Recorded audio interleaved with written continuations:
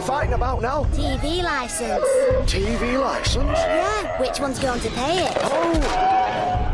Oh, that's gotta hurt. Not really. It could be just a smidge over £9 a month when you pay by direct debit. Not that Dino or Rex would know that. Brains the size of peas. Come on, love. Oh, get her. Don't be a dinosaur. There's an easier way to pay for your TV licence. Direct debit. Call now for details on 0800 328 2020. Saturday night on BBC One. Dale's back with a new series of the National Lottery Stars at 7:45. Welcome to the party. The National Lottery Draw with the National Lottery Thunderball and Lottery Extra Draws live. Then at 8:10, Holly's in need of some emergency help in Casualty. Holly, it's going to be fine. All right, let's move the place. At 9:05, the cast go behind the scenes in real Casualty without a script. I don't know what I'm talking about. It's actually been a real eye-opener. Set your pulse racing this Saturday night on BBC One. Your call counts now on BBC One. Nick Cross and Fiona Bruce with this month's Crimewatch UK.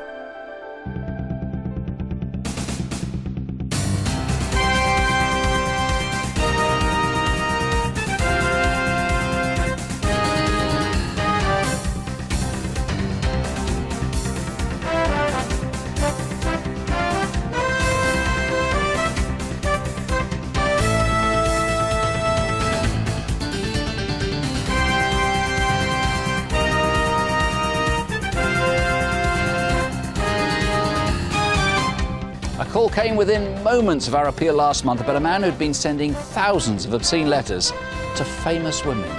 It's just offensive. I mean, it really is. It comes into your life and intrudes itself. It is a form of assault, actually, and it's against the law to send this sort of letter. I mean, you could almost call it stalking by mail. Hundreds of viewers rang to help, but as a result of one call in particular, a 72-year-old man from Wigan has been arrested.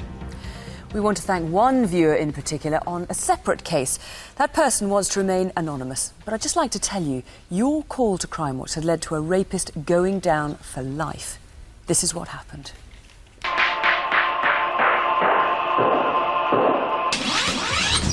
In November, we appealed to find a sex attacker who abducted a teenage girl in Chingford, East London, as she left home for a Saturday job. Where are we going? We're going down near Walthamstow. Why? I'm going to rape you. He drove the girl to the edge of Epping Forest and subjected her to a prolonged sexual assault. Family liaison officer Jackie Hesketh described the girl's ordeal. I can only imagine how terrified she felt as he's dragged her from the car. He's had the screwdriver up against her neck most of the time. It would have just started raining by the time they got here. It was dark, it's wet, and she must have been absolutely terrified. During the attack, the girl noticed a very distinctive scar on the man's stomach that she thought looked a bit like a shark bite, and this was a key part of the appeal. Afterwards, when the man's car wouldn't start, callously he forced her to get out to help. Get out, get around the back and start pushing. Having worked on different child protection teams, nothing that we see would surprise us anymore. You know, you hear the most horrendous things, and then something comes along like this, and you just think, I can't believe this has happened.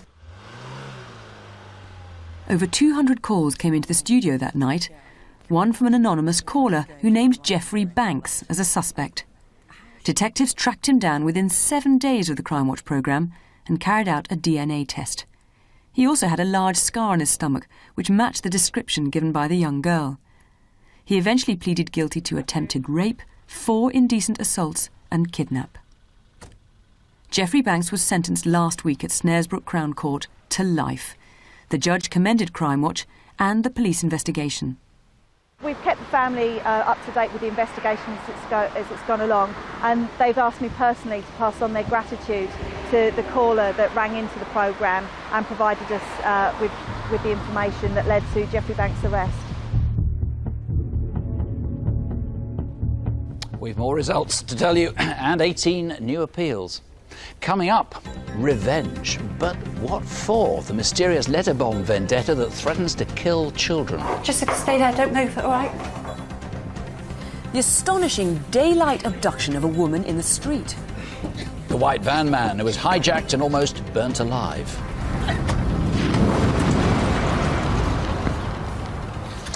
Have you ever come across Ryan Chapman, the one from Lechlade in the Cotswolds? Ryan has upset someone pretty badly, and he doesn't know who or why, and nor does his wife, Alison. Basically, we're in limbo. We can't plan anything, can't do anything. We're constantly always looking over our shoulder. We never know when it's going to be safe again, if ever it will be safe ever again.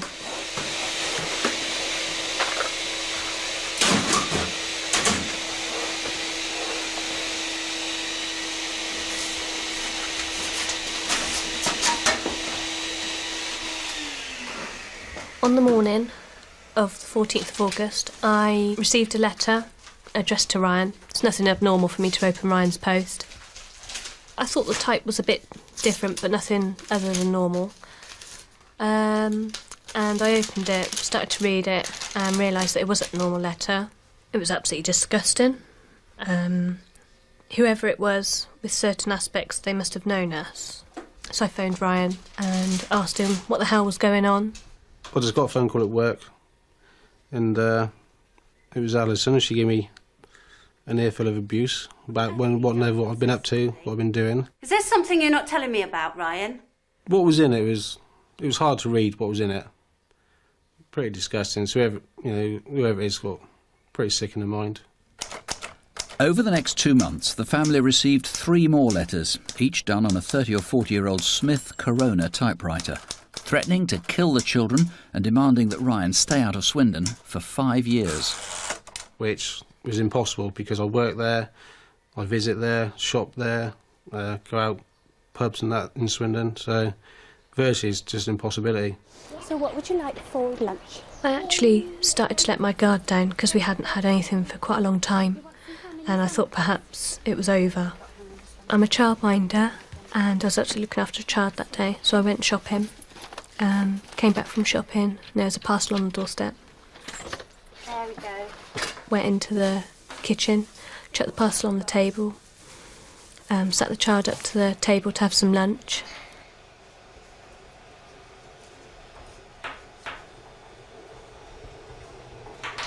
And then decided to open the post.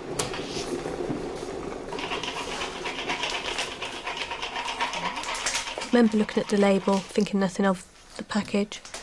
I actually opened the brown bag and found inside a Jack Daniels tin.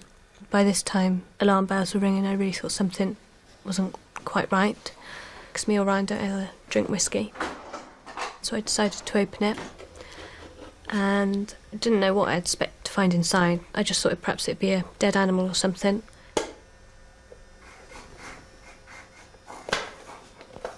Jessica, stay there, don't move, all right? I just freaked, I went mad. Basically, just grabbed hold of it and threw it into the back garden. We got a package this morning. The tin contained a rudimentary bomb with enough explosive to kill anyone who triggered it. Just after Christmas, it was followed by a one-line message. When I found out what the bomb could have done to us, I felt physically sick to think that I was so close to being killed. I thought it was just there to perhaps scare us, because it doesn't happen to people like us, not things like that.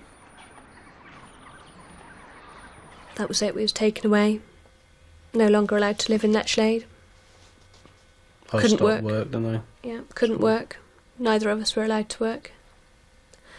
Basically, lives been turned upside down. The vendetta against the Chapmans has been the talk of the village, and someone in Lechlade, or Swindon, must have a good idea of what really lies behind this. Give us a call before somebody gets killed.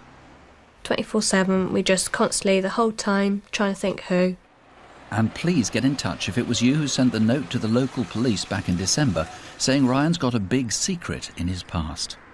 I have done things and been in trouble for this and that, but nothing to, I would say, that warrants, a letter bomb sent to your house.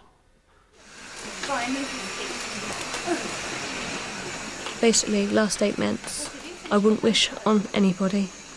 The children have not done well at all. It's affected them. They have been taken away from their normal home. They have had their lives turned upside down, which hurts because at the end of the day they're innocent and they don't deserve anything like this. I just wish it was all over. David, if Ryan doesn't know what's behind this, and you believe him that he doesn't, absolutely, how should anybody who's watching Crimewatch have the faintest idea what's behind it? Well, we're hoping that someone who knows something about his past can come forward and give us a clue as to what it is there that's causing this vendetta against him. So it may be something quite trivial to Ryan. Not necessarily big, then, as in that letter. That's obviously one line of inquiry, but it could be something that... It could be something trivial, but of course the consequences could have been dreadful, with Alison causing the death of Alison or the child. But I wonder whether whatever Ryan did might have been trivial to him, but huge to that person, a school bullying or something like that. And I think Ryan admitted he did bully a bit at school. Yes, Ryan has said he hasn't been an angel in the past, but certainly he cannot recall anything, and we can't find anything which may have, caused something of this degree. This isn't the actual tin, but it's identical. These were widely on sale just before Christmas in the area. Because he used this tin, the contents, of course, he hasn't got. Or maybe it's somebody who's got one of these miniature Jack Daniels plus the glass, or did he give somebody that for Christmas without giving them the tin? Absolutely. I mean, the tin is critical. They were widely available, but we're very keen to hear from anyone who may know of a connection with Ryan and someone who has this tin, who has seen the glass or the whiskey. Could have been someone who was at school with him. Could have been. Could it be someone who's got, a viewer knows somebody's got a grudge who's in the air, but they don't know who the grudge is against. Do you want to hear about that as well? Absolutely. What we do feel is that it's someone local to Lechlade, local to Swindon. Certainly they know Ryan very well. And with access to typewriters, old-fashioned typewriters. Yes, it's an old-style typewriter that was used on the letters. And an old-style electric typewriter as well. So, if you were at school with Ryan, as you've just heard, if you have ever been a friend of him, if you've come to blows with him or know anybody else who has, know anybody who's got a grievance, please get in touch. It's a free call here to the studio, 0500 600 600, or you can call the Instant Room direct on 01 242 276 514. I've been a police officer for 22 years, and it never ceases to amaze me what some people will do. This is Meanwood in Leeds, and the gunman is risking a long prison sentence to steal the takings from the till.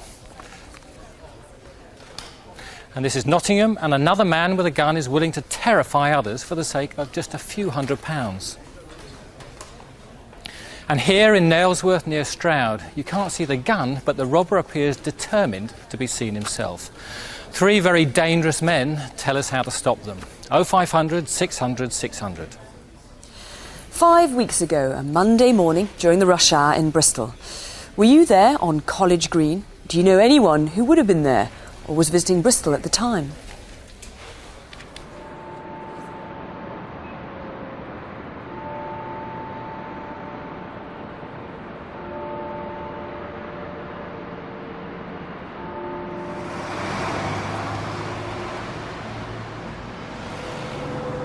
You just get up in the morning, meet home again, another day. I'm still asleep most of the time. I'm just in my own world.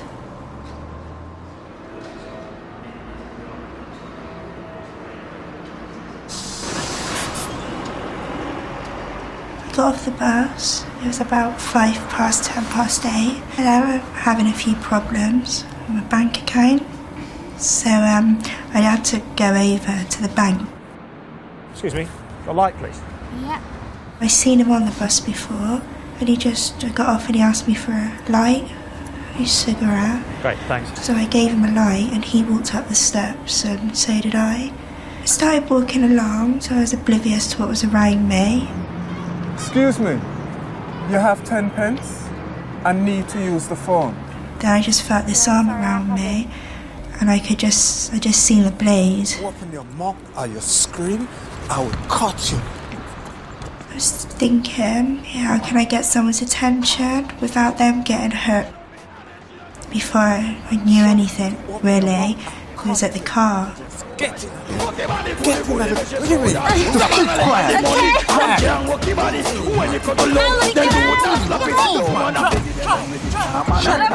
Things just started going through my head then. Music was loud, and I was thinking, what are they going to do? I thought that I was going to end up like you see some girls to be ringing my mum. My dad just really found a body or something. She was driven for about 15 minutes, then felt the car go along a cobbled road. She saw railings and water and thinks she might have been in Welsh Back. The car stopped.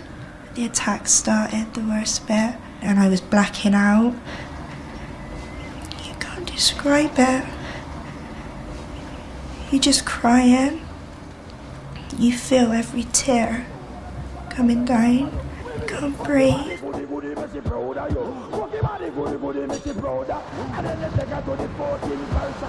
After she was sexually assaulted by the man in the back, they drove off and dumped her near the fruit market in St. Philip's, an hour after she'd been abducted. Get on, get on. It didn't feel real. I was out of that car and I was there. I was just baffled by it all. And I didn't even think about how I'd start to tell someone. It may have been a BMW, it was certainly black, and a witness may have seen it minutes later nearby on the M32. I joined the motorway, and as I passed the Eastville junction, I was aware of a car going very, very quickly. It had tinted windows, it was black, and I thought immediately it was a stolen car. Things started to come back. It was a big car. It was very wide, tinted windows. They were the same colour as the car. You couldn't see him at all. He was tall, but he was very skinny, more like lanky. He wore like quite a thick gold bracelet. It looked quite expensive, and he had 2 rings.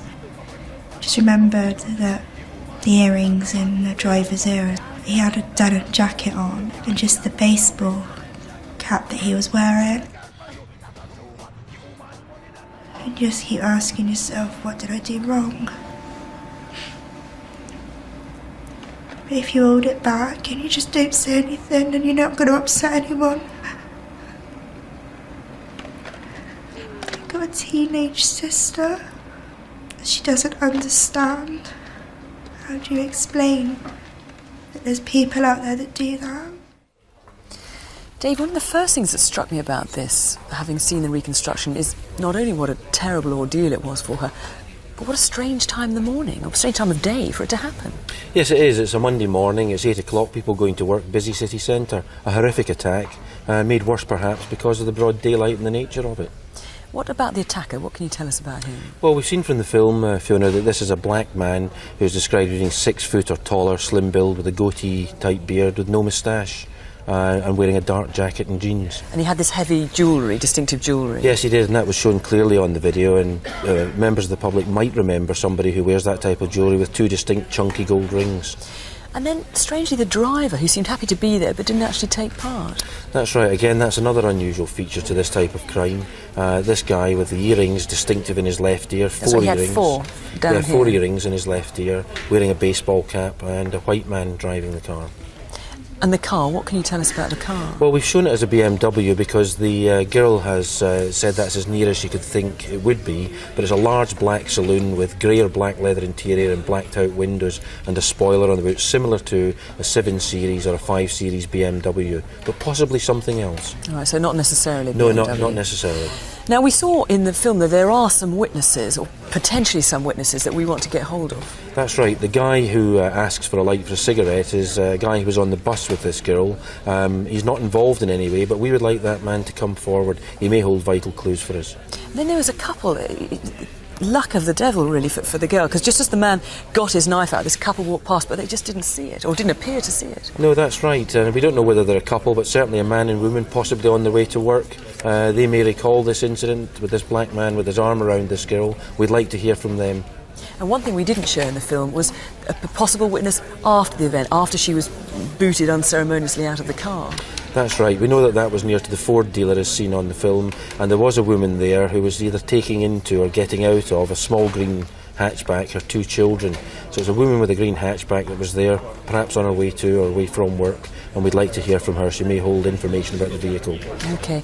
One other thing is, of course, if you were on the M32, you saw there was a witness there as the black BMW possibly swerved onto the motorway driving erratically, quite possibly driving at speed. If you saw anything like that, you think you might have seen the car, or you have any other information on this case, give us a call here in the studio, 0500 600 600, or the incident room on 0117 945 5055. And if you've been a victim of a crime and you'd like to talk to someone in confidence, you can call the victim support line. That's on 0845 30 30 900. Thieves come in all shapes and sizes and, as we'll see, all levels of competency. Look at these two in Syston in Leicestershire. They're intent on theft but just quite can't get their act together. Finally, they're off with a pair of jeweller's scales.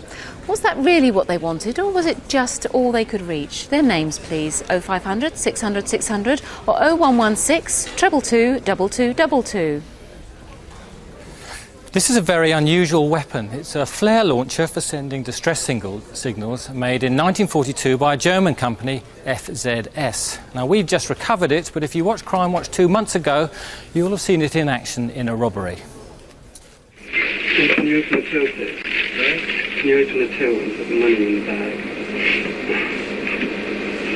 This one. This is a gun, and I'd like the money out the till, please. A till? Yeah, can you open the till?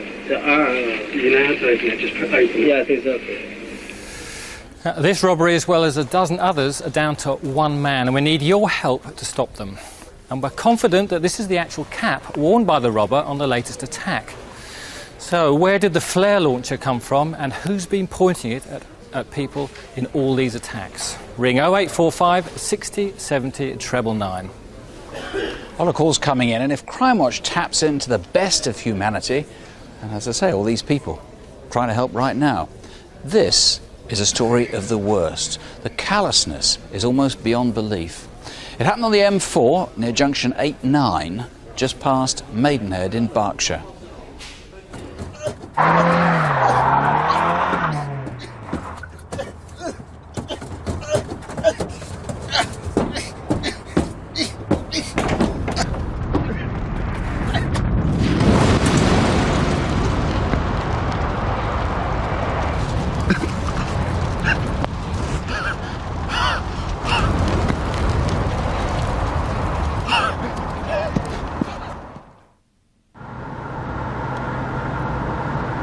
With a load of photographic chemicals and computer parts, the driver was heading west past Maidenhead to Swindon.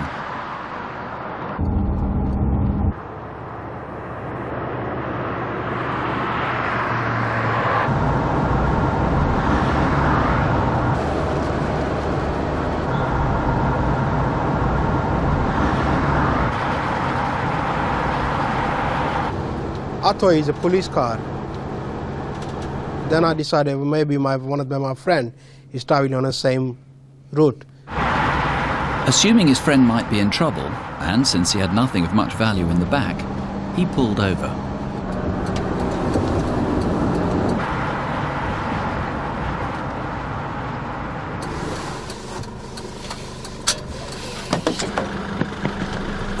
Get in! Get in! Get inside! Get inside! Come on! Open the door! Right, you bastard! Come on! You bastard! What you got inside? What you got inside? Chemicals, computers. That's right, come on! Let's go! Come on! I was so scared because I never seen the gun in my life. The violence was furious, and they threw the driver's phone and other possessions out of the window.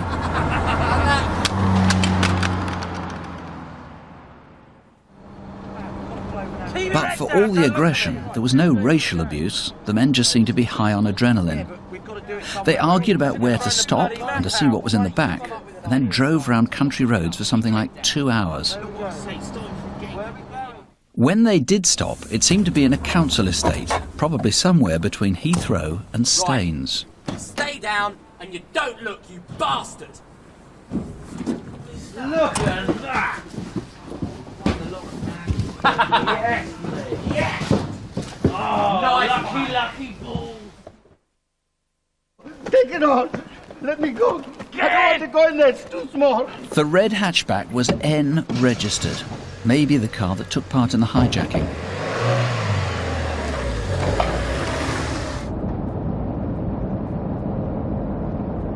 I think about my family. I think about myself. I say, why it happened to me? Because I was totally helpless. The journey seemed to be to collect fuel. Having stopped at a petrol station, they drove straight back to the van. Right, get out! And having been terrified in the boot of the car, he resisted being crammed into the back of the van, which still hadn't been unloaded, and his tormentors relented.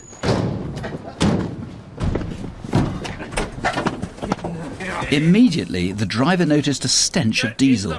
It had been poured over the dashboard, seats and floor.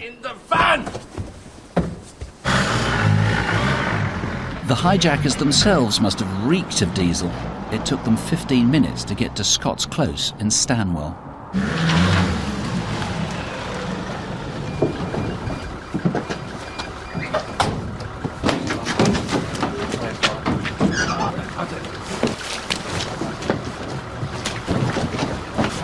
Hurry up! Then a 10-minute journey to Spout Lane. And after an almost pointless hijacking and theft, they'd planned an almost pointless murder. Get down! Get down! Stop! Stop! Stop! Stop! Shut up! Please! No, no, no, please! No, no, no, no, please! No, please! Please! No, no! A red car was waiting for them. Do you recognise the registration?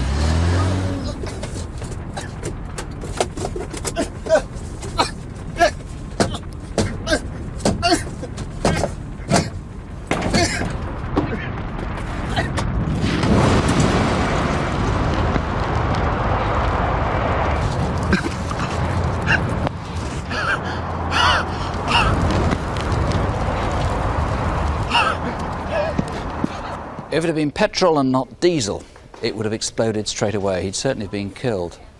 As we said, all the stolen goods, well, they weren't worth much, and they've all been recovered anyway, so the whole exercise was pointless. And we've underplayed the violence. Please help us find this gang. They're probably in their 20s. They have access to a red hatchback with an N registration and to another red car with a D registration, as you saw, probably D558. And, of course, they've got local knowledge of Stanwell. Call us here in the studio, or 01 784 44 6994. Coming up, we return to the murder of the girl who was heading for the Sydney Olympics.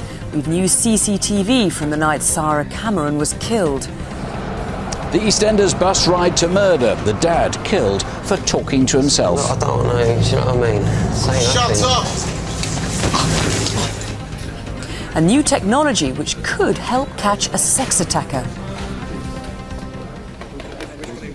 Just to bring up to date with some of the calls we've been getting so far on that letter bomb, which was so terrifying a family, and the man was told you're not allowed to go into Swindon. We've had a name given, which is really quite interesting for a variety of reasons. Apparently there's a connection to a typewriter and a whole other thing. As I speak, another one has come in from an anonymous caller. And on the Bristol abduction, the woman who was abducted at knife point, we've now got 3 names given for that. I haven't yet been able to check whether they're all the same one. Keep the calls coming. You can email us if you're online. It's Crimewatch UK, that's CWUK, at bbc.co.uk. And if the phone lines are busy, and they are busy at the moment, please do keep trying. You can alternatively call the Instant Room numbers, of course. If you want to look them up, they're on CFAX on page 621. This man may be able to help with our next case. Who is he? He was buying petrol in the Vale of Glamorgan last August. The tiny village of St Athan in Wales isn't the sort of place where children are afraid to play in the streets. Last year, on the 10th of August, events took a sinister turn for one little 12-year-old girl. She was playing outside a takeaway shop with friends when 2 men drove past a couple of times in a gold Maestro, tooting the horn. Later on, a man appeared on a bicycle and told the young girl his name was Daniel and that he worked for the RAF. Was he stationed at the nearby base? He then pulled her around the corner, indecently assaulted her and hit her across the face. The girl was able to put this e-fit together. This man, fitting the description, was seen earlier that day and we'd like to talk to him. You can imagine how terrifying it must have been and how dangerous this sort of crime can become. Please just give us a call, 0500 600 600 or 01446 731 602.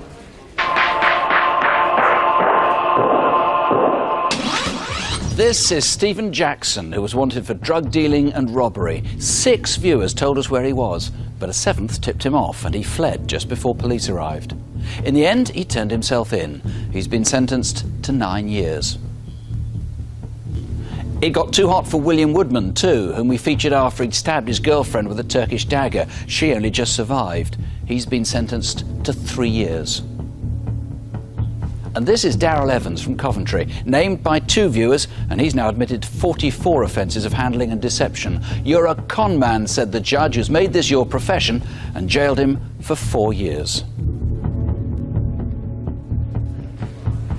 Now an appeal to 18 people on a bus in the East End of London. Between them, they could hold the answer to a murder.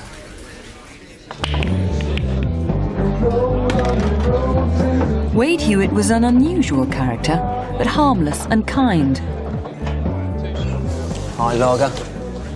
Alright, mate. I've seen you before. You knew, yeah? I come in all the time, mate, I tell you. All the time. Wade would speak to anyone, including himself sometimes. On a Thursday night 5 months ago, he went on a lone pub crawl around Plaistow. Do they? Do you know what I mean? It's not common knowledge, eh? Do you know what I mean? But I tell you what, He lived in something of a dream world and fantasised that he was responsible for half the crime in the East End. Do you remember that? That was me, that was. Yeah, seriously, straight up. Honestly. He was a rogue. A fun-loving rogue. Couldn't believe anything he said, really. Come round here once on Mother's Day or something to get, and he's got a bunch of flowers with all the earth still sticking underneath it. We took it out someone's garden. Just that, you know, crazy. Wade lived in Dagenham with his girlfriend Zara and their daughter Paige, and he was heading back there from the Green Gate. To get home from Barking Road, he'd take the number 5. It was now approaching midnight. All right. Wade used to have a drink, and when he had a drink, he used to talk to people whether they had a drink or not. That was Wade. Yeah, can I try you out on? Go on. Now, the crucial part of this appeal. Do you ever take the number 5 up Barking Road? Could you have been travelling late on Thursday night last November?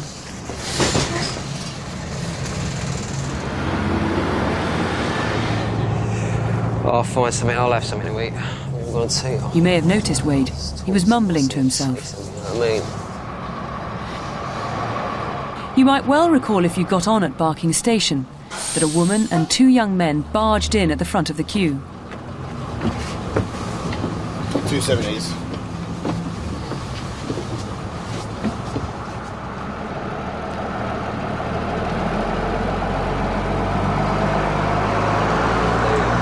I don't know. That's too much for me to think about. I don't want to think about it now. So many people, man. What's going on? I ain't got a clue. That's the taste when I get in or something, I don't know. I can't be bothered with all this. I don't need the people. Shut up. Look, I don't know, do you know what I mean? Say nothing. Shut up, man. Oh,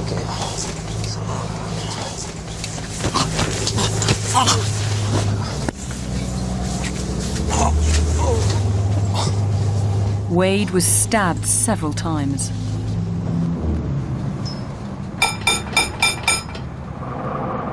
Do you remember that succession of bells to stop the bus on Longbridge Road between Thurlston Avenue and Meadway?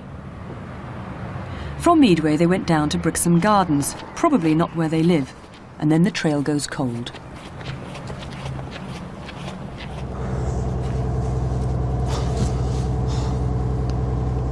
We was in that hospital for 30 hours while he was on a life support machine.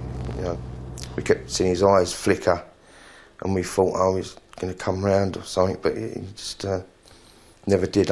We think it was probably the life support machine that was, you know, showing signs of life. But really, we was told really he'd been sort of dead for hours. Were you in Barking on the Thursday before bonfire night? Maybe you came from the station or one of the shops or pubs. Did you travel home on the number 5 bus? Remember the 3 who barged to the front of the queue?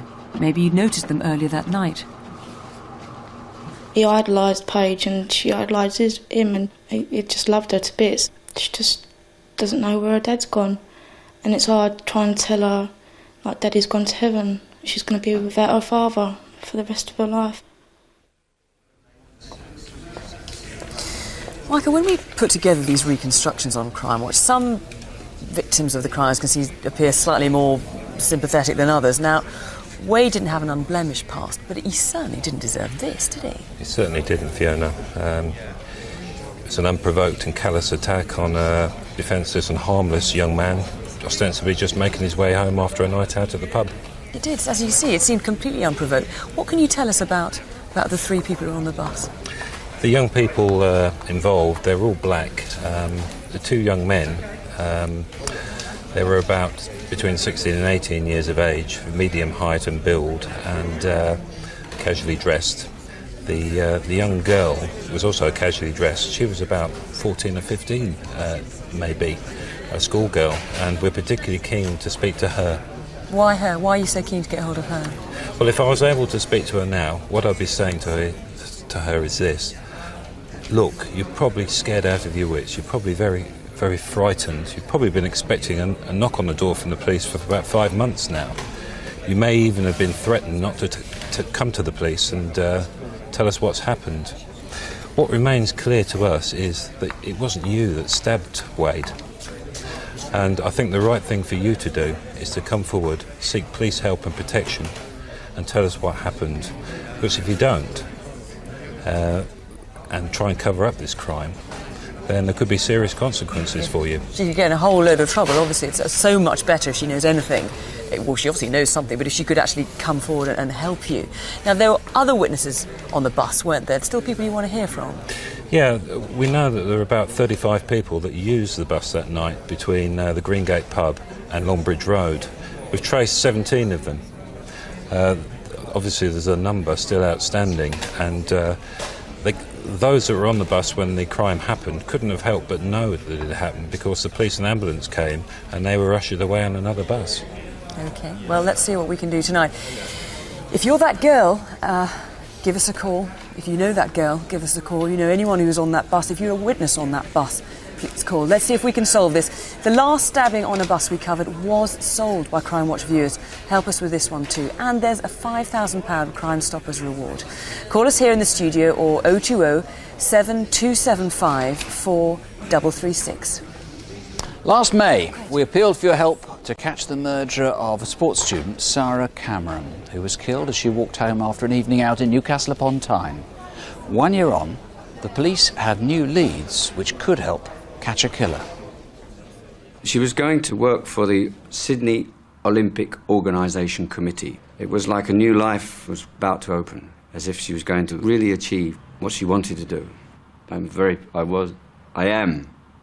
very proud father.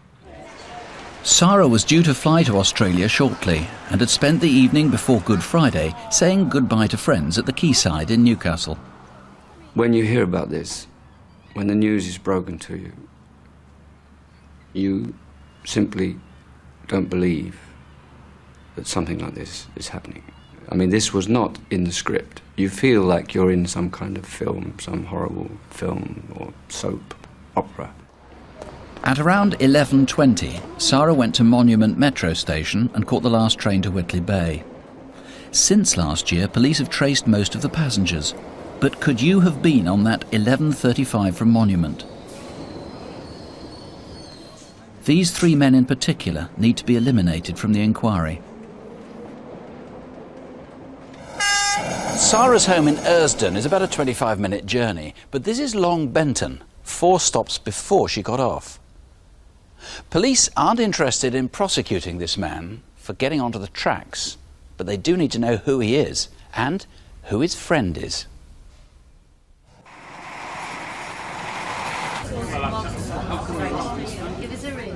Shiremore Station, just before midnight.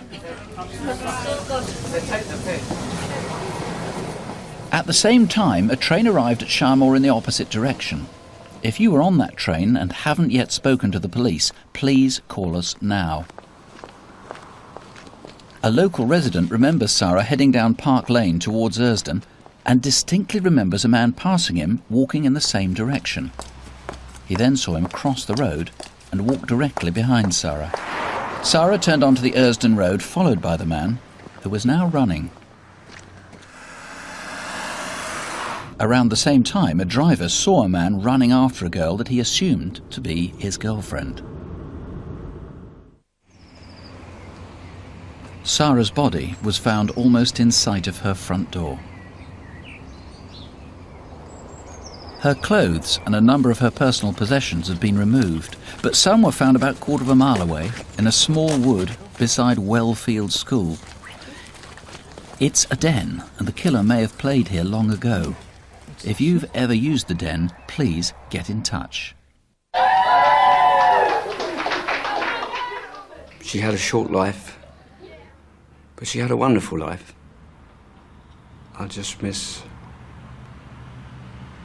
miss her smile. So, who killed Sarah? Whoever did it, he's probably in his late teens or in his 20s.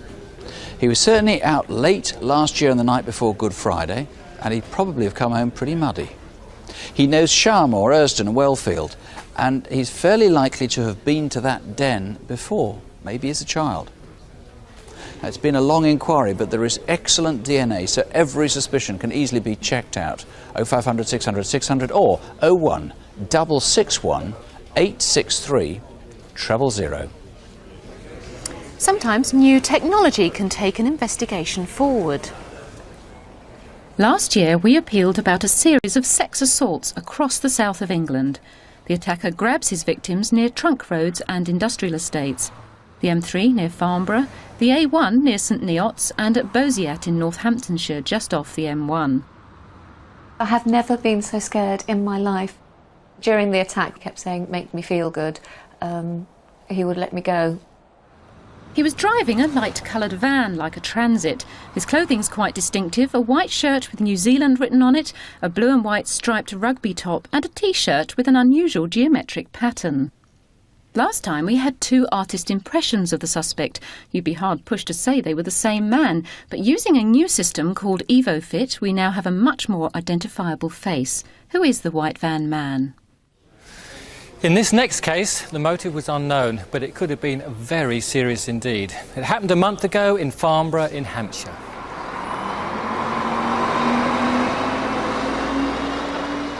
I'm always aware of my surroundings. I've grown up that way, so it's just a natural instinct for me to be aware of who's behind me, who's next to me.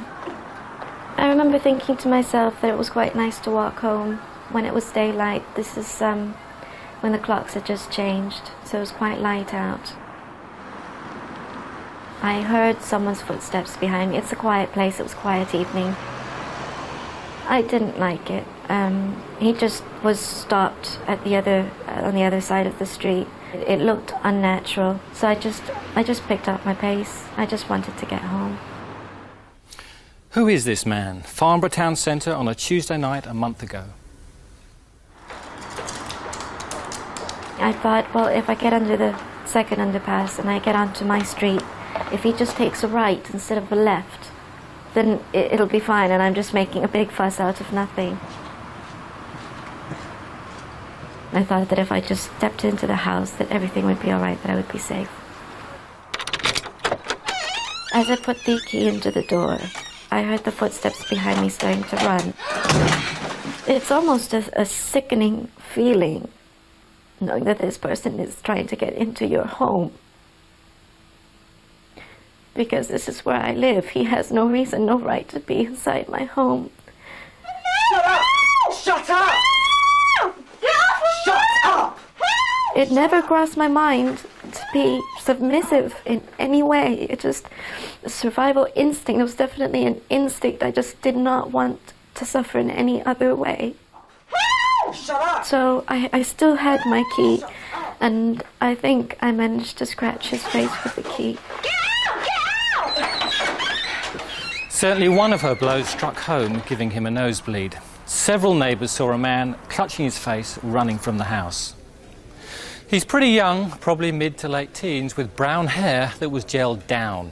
He had bad acne and was wearing a jacket which was shiny beige or grey with distinctive red stripes, and he may have had blood on his clothing.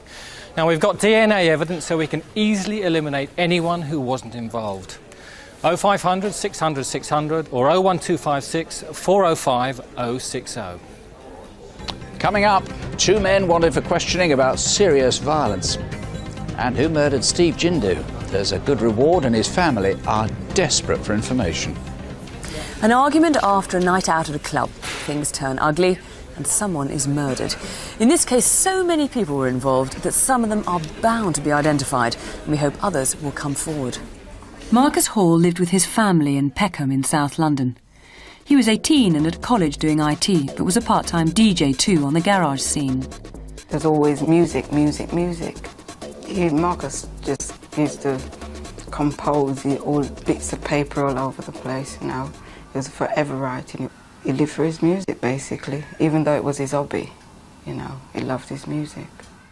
About a month ago, Marcus went to a garage night at the Atmosphere Club in Chapel Street in Luton. He and his friends got into a fight. He tried to get away, but he was chased and stabbed and beaten to death. Marcus didn't stand a chance. I don't know what caused it, but at the end of the day, they didn't have to do Marcus like they did. They didn't have to stab him and beat him with baseball bats. There are good clues to the attackers, but first, 2 witnesses we hope will call us tonight. This man with a kebab saw them throw their weapons over a fence. He couldn't have known he was watching the finale to a murder. And this woman also had a good view. Tell us who they are. They shouldn't really be allowed to get away with this. No. And they've killed, taken a life. And he just started his life. He just started. Just going to college. Just started. He just turned 18. These men were all involved in the fight. They're all late teens or early 20s. One of them was wearing a distinctive Louis Vuitton green checked coat. Some of these pictures are indistinct, but even if you recognise one, it'll help. There's a big hole. I'm waiting for him to come through the door. I'm looking in rooms to see if he's there, and I know he's not there. And I know he's not coming back. Help us to solve this one. Call us here in the studio, or you can call Crime Stoppers anonymously if you want on 0800 555 111. Where were you on New Year's Eve? Well, you ought to remember that. If you live in South London, did you go to the Paradise Bar that night in New Cross? Or do you know anyone else who might have been there? If so, take a look at this.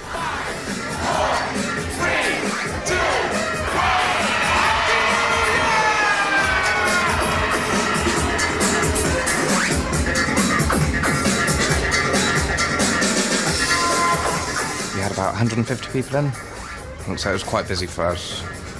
My role is to be everywhere, just floating around, making sure the staff are okay, everything's running smoothly, and it was. But one man was causing complaints, rubbing himself up against girls. I saw him from about 3 metres harassing the girls, sort of holding onto her around the back, sort of trying to dance with them. He made me feel uncomfortable just by doing what he was doing. Sorry, mate. Can I have a word over here a minute, please? Why? Just Why? a word. Look. You know me, mate. I know I'm all right. You know I'm all right. Look, I just want to ask you to leave. Why? Look, it's New Year's Eve. There's either an easy way or a hard way. I don't want to have to call the doorman in. I just want you to leave quietly.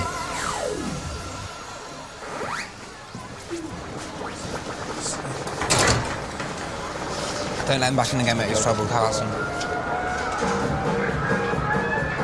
Did you complain about a man that night? Or were you one of the girls who was pestered by him? One was Oriental and in her early 20s. I kept thinking it's New Year and I'm having a really lousy time. I'd fallen out with my boyfriend. I'd lost my glove. I was on my own. I didn't have any money to get home. I lost my glove. You seen a glove? I sat down on some steps and I just started to cry because everyone had gone and I was really upset. You all right? Go away! What happened, babe? What's the matter? What's wrong, babe? Just come on, tell me, what's wrong? What's wrong? I just had the worst night ever. I've had an argument with my boyfriend. Oh, no. I just want to go home. You're sitting I lost my glove. You lost your glove? Well, look, I'll help you find your glove, yeah? Oh, babe, come on. You can't just sit here I'm all going to night. look for it. Yeah, I'll help you.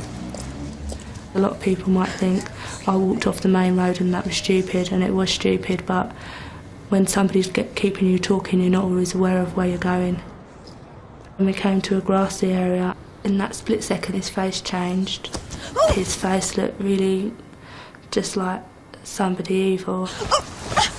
It sounds mad, but I started praying, like, I started thinking, I've got to get away, please somebody help me. He raped her, but soon after he started, she fought him off. And I kicked him as hard as I could, and he wasn't expecting it, so I managed to get him off of me. I'm sorry! Stop! Please! Just stop! All right? I'm sorry. He was running after me, and then to try and say you're sorry, I just wanted to get away from him. Literally, I just started to sit down myself after checking all the tools and everything like that. There was knocking at the door, loud knocking at the door. Hey, this bloke's just trying to attack me. Don't let me! He was insisting to talk to her, and I was just saying, look, just go. She doesn't want to talk to you. I felt safe, that I knew I was somewhere where I was with other people. I mean, they offered to phone the police. I just wanted to forget about the whole thing, really. She was in such a state the police weren't called till later, and the rapist eventually wandered off. This may be him an hour later in New Cross Road, but if it isn't, we need to eliminate this sighting. I wish I hadn't worried about the glove, wish I hadn't worried about any of that stuff, because it seems so unimportant now. It just kind of haunts me, and the image of his face haunts me. People in the club think the rapist may well have been Somali. He'd certainly been in the Paradise Bar before, usually to the jazz night on Wednesday evenings. Call us if you've any idea who he is. 020 8284 8335. We've got the names, have you got the addresses? Both are wanted for questioning about serious violence. In one case, a man was stabbed in the back, and in another, someone was left in a coma for a month. Jeffrey Bowles is 6 foot and may make frequent trips to Spain. Luke Anderson is also 6 foot, but just 19, with a Coventry accent and the name Michel tattooed on his left arm, along with a flag of St George. 0500 600 600. A complete mystery now. We're not even sure what we're appealing for, but any piece of information, however small, could give this case a chance. On a Saturday night last November, Steve Jindu was in a bar in Ealing, West London. When he left, he got a lift with a friend to Greenford and then just disappeared. 3 days later, his body was found half a mile away on Horsenden Hill. His throat had been cut and he'd been stabbed repeatedly in his back and head. Did you know Steve? Have you heard anything since November which could help? Who might have taken against him so violently and why? There's a £5,000 reward. His devastated family is at a complete loss to understand what happened to him, so please give us a call, 020 8247 7821. And we'll be back at 10:35 to tell you what's going on. Maybe we'll have a rest by then.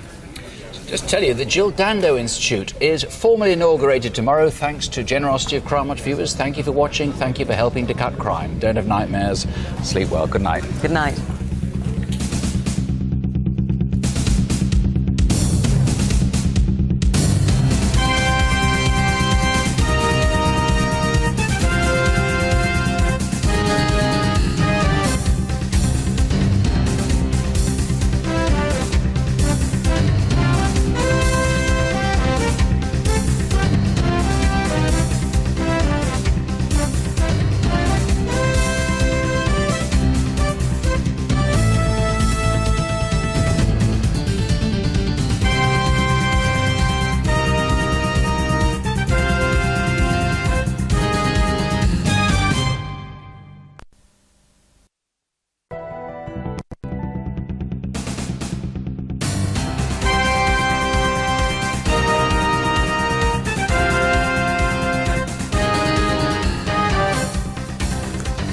We've had 3,200 calls into the studio. That's just so far tonight. Some very strong information. A crucial registration number has been given. We're checking it out now. And one person, a key witness we appealed for, He's come forward, and the same name has been given 7 times for one particular suspect. I can say we haven't got a breakthrough in this one. The strange vendetta against the Chapman family in the Lechlade area of Gloucestershire, which culminated in a parcel bomb, which very nearly could have killed. I didn't know what I'd expect to find inside. I just thought perhaps it'd be a dead animal or something.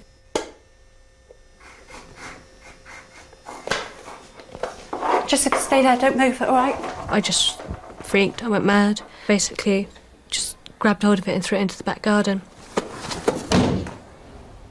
It was addressed to Ryan Chapman in Lechlade, and David, you were hoping someone would know who had a grudge against him, bad enough to want to kill him and his family. He doesn't know himself.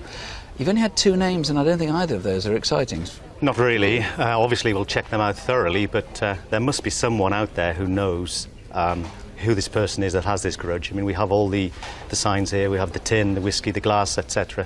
There must be someone who knows. For people who didn't see the earlier programme, the bomb was in a tin like this, not actually this one, and they'd taken out the contents, so somebody maybe for Christmas got a little Jack Daniels plus a glass, but it didn't come in the tin. And perhaps this guy has a personality disorder as well. I mean, maybe there's a psychiatrist, a GP or somebody who knows someone in that area around Swindon. Yes, we would love to hear from any professional who may be able to shed some light on anyone that they feel could have done this. OK, and again, anyone who was at school with Ryan and might have any ideas about what's behind this, just let us know. Anything at all will help, and the lines are still open. College Green in Bristol on a Monday morning during the rush hour, and a young woman was hijacked in the street. Excuse me, you have 10 pence? I need to use the phone. Then I just felt this arm around me, and I just seen the blade. Open your mouth or you scream, I will cut you. Before I knew anything, really, it was at the car. Keep quiet. Keep quiet. Now let me get out! We seem to have had our best response on this particular case, haven't we? Yes, it's been excellent, Fiona. We've had over 250 calls between the studio and the incident room. Lots of people. We've had a witness come forward, the guy who had a light for a cigarette, and he will be interviewed in due course. Did we appeal specifically for him? Yes, we did, and that's tremendous he's come forward. We've had lots of information given to us, registration numbers of cars, where people following the local news have recorded registration numbers. 2 girls in a club who were abused by a black man and a white man around the same time, and we're following that up. And another witness who saw this car on the M32 and saw it go off at the next junction, which we know as the Down End junction. So excellent response. So you must be encouraged. Very much so, yes, excellent. I would just say to anybody out there who's still thinking of ringing, if you've got something however trivial, please ring us with it, it may help. OK, thanks, Dave. A disappointing number of calls on my cases. I appealed earlier on the Worthing armed robbery. Now, I've had lots of calls telling me that the baseball cap was a Batman cap. Now, I know that. What I need to know is who was wearing it on robberies in Worthing. And that flare launcher, it's very rare. There's only about 100 in the country. Somebody must know who's using that on robberies. Luke Anston, I appealed earlier. He's wanted for questioning for violence. I've had a number of calls to suggest that he uses nightclubs in Coventry regularly, so the police are very hopeful. About 40 calls so far on the madcap hijack on the M4. A gang beat up a delivery driver, found nothing of much value in the back of the van, then tried to kill him. Get down! Get down! Stop! Stop! Stop! Stop! Shut up! Please! No! No! No! Please! No! No! No! No! Please! No! Please! Please! No! No!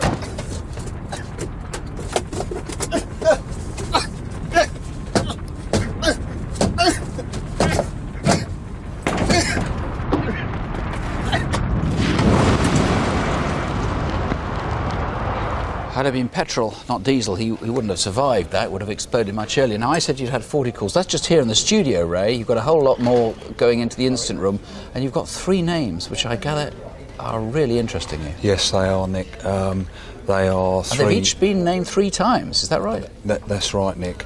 And they are all local to our area, and have sort of previous convictions and certainly known for this sort of criminality, which also makes that more interesting for us. I think there are all sorts of other things which you're not going to tell me about, at least not on air as well, which sort of point in their direction. Obviously that looks good. What about all the other calls? I mean, the other 30 or 40 that come in here and props the same number into the incident room? We have actually had a couple of particularly interesting calls from other members of the public who have been subject to the same types of attack, one of whom... Really? And haven't reported to the police up to now? That's exactly right. This is the first time they've taken to report the crime to us. OK. Well, once again, as I say, the lines are still open. Jackie? Well, a totally contrasting response to two of my cases. Firstly, the fumbling thieves in Siston in Leicestershire. 8 callers and counting have given the same name for the woman, and at least 2 viewers have suggested the same name for the man that was with her.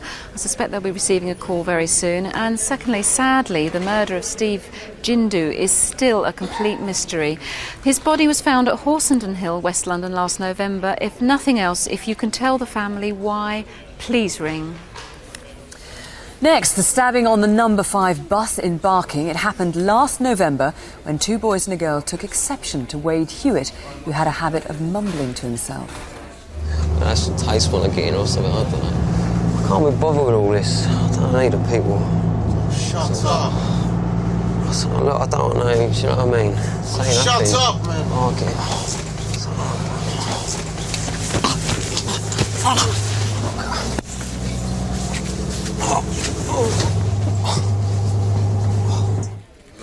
Well, Michael, we haven't had as much on this as we would have hoped, have we?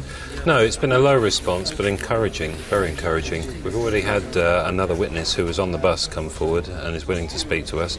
I would take the opportunity of encouraging the others still outstanding to come forward and speak to us. It's crucial. And it's the girl, particularly, who was with those 2 boys. You want to hear from her, don't you? Yes, we're still waiting to hear from her.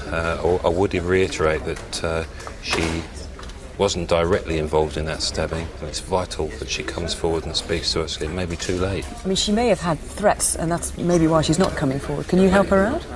We may well be with protection, yes. OK, well, if you are that girl, please come forward, or if you're any of the other witnesses to that attack, we need to hear from you. I just want to remind you, on the Luton case, that was the brutal murder of Marcus Hall after an argument at a nightclub. One person rang in who saw a baseball bat, the baseball bat that was involved, we believe, in the murder, thrown over the fence. You hung up. Please call back. We very much want to talk to you. The incident room number for Luton is 01582 394 248. Please pick up the phone. If you're online, you can email us at Crimewatch, that's cwuk@bbc.co.uk. If you've been a victim and you'd like to talk to someone, there will be people at Victim Support Line until 2 a.m. Their number is 0845 30 30 900. Don't forget to join us for next month's Crimewatch. And whatever happens, don't have nightmares, do sleep well. Good night. Good night.